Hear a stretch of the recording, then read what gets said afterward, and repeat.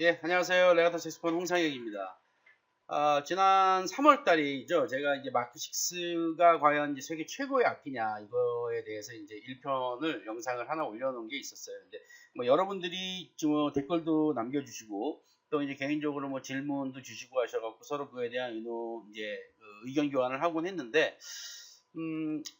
마침 해외에서 아주 유명한 연주자이기도 하고 또 리페어 테크니션이기도 하고요. 또 교육자이기도 한 사람이 또 다른 유명한 연주자를 만나서 제가 그때 당시에 얘기했던 그런 마크식스에 대한 내용들을 좀 서로 의논하는, 서로 의견을 교환하는 그런 영상이 며칠 안 된 전이네요. 한 뭐 8월 며칠 전에 9월 달에 올라와서 내용을 보니까 굉장히 좋아요.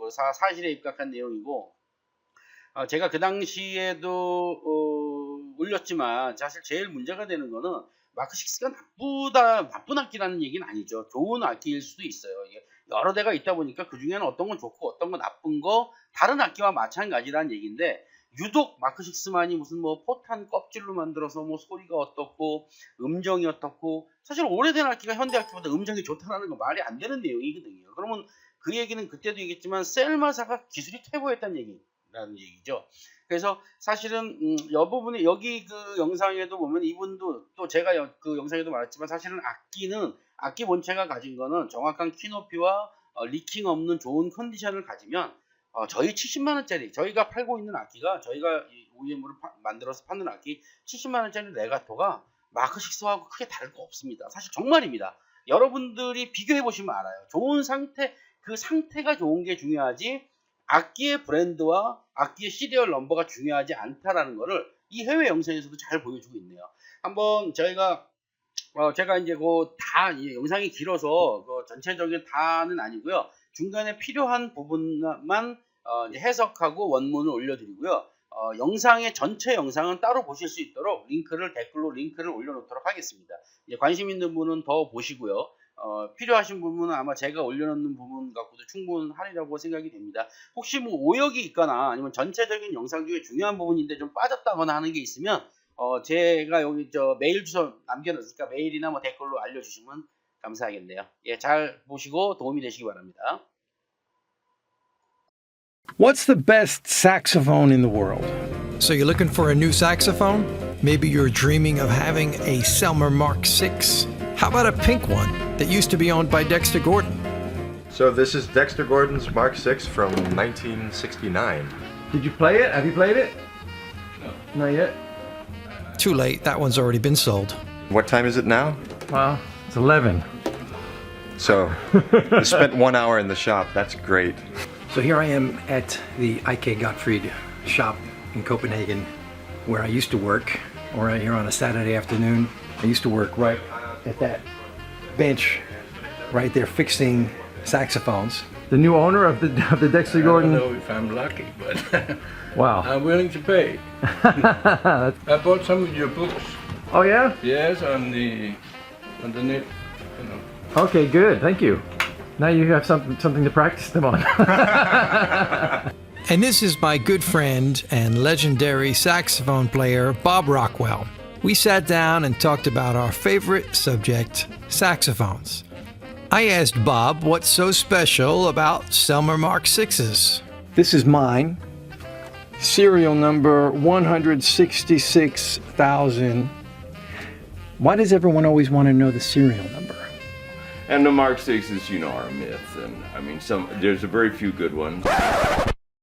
So I thought it would be fun to try out all these saxophones. This is like I'm in a sea of mark6 tenor saxophones. I was going to get a mark6 alto, and I mean, we went to the dealer in Minneapolis, and I must have tried at least 15 mark6 altos, and I didn't buy one of them, man. They were all out of tune. Yeah. They were terrible. Even brand new. And so you think there are some mystical mark6s with superpowers out there? No, there's some really good mark6s. This one, I know. This horn. Silver plate. But as another friend of ours said to me, Peter Yessen, Yeah. said the only reason there's so many good Mark 6s right now is because they've been repaired so much. So this is the thing, as from a repairman's standpoint, they're a nightmare. 67. That's one thing people are always asking, what horn should I buy? What mouthpiece should I buy? What reed should I buy? You know, people are always asking. I'll try anything. Like, my whole thing is to be as different from anybody else as possible. That's why you don't see me playing the same equipment as anybody else. Okay. Maybe that's why these days you see so many pro players of the highest level that have given up their Mark 6 for some other option, whether that be Phil Woods and his Yamaha, or Bob Mintzer and his Eastman 52nd Street, or Eric Alexander and his Ishimori, Vincent Herring on his Yanagasawa, and these days Yamaha. I haven't played on a, that I saw. The moral of the story, the Selmer Mark 6 is highly overrated and overpriced. I've owned 2 Mark 6 tenors, but I've played many in the repair shops that I've worked in, the horns that I've overhauled for customers. I've played many of them. I think the biggest difference between a really good Mark 6 and just an okay or not so good Mark 6 is the neck. If you've got one with a good neck, then the rest of the horn can be gotten into shape with a good repair technician. It's going to take a lot of work and usually worked like crazy on this saxophone, especially on the mechanisms, getting the key heights right so it plays as well in tune as I can get it. Because I was though. No saxophone plays perfectly in tune, but with proper adjustment, you can get a Mark 6 to play as well in tune as pretty much any other professional horn. The Selmer Mark 6 horns are prone to quite a lot of mechanical problems for a variety of reasons. Number one, they're all old, and old saxophones, especially ones that have been played a lot, the metal on the mechanisms wears down, which creates play so that these keys have extra movement. I've taken out the play in this horn, but you'll see with most vintage horns, there's some extra movement in these keys. That extra movement is going to cause you leaks no matter how well you adjust. It's just not as amazing as some other saxophones that are being made today. The bottom line is the Selmer Mark 6 can be a great saxophone, but it comes with a lot of headaches, and most importantly, it comes with a big price tag. On a popular, all means, do so. But if you're working on really getting good at playing the saxophone, don't get caught up in the equipment. It's a waste of time. Get something solid, get something good, and practice.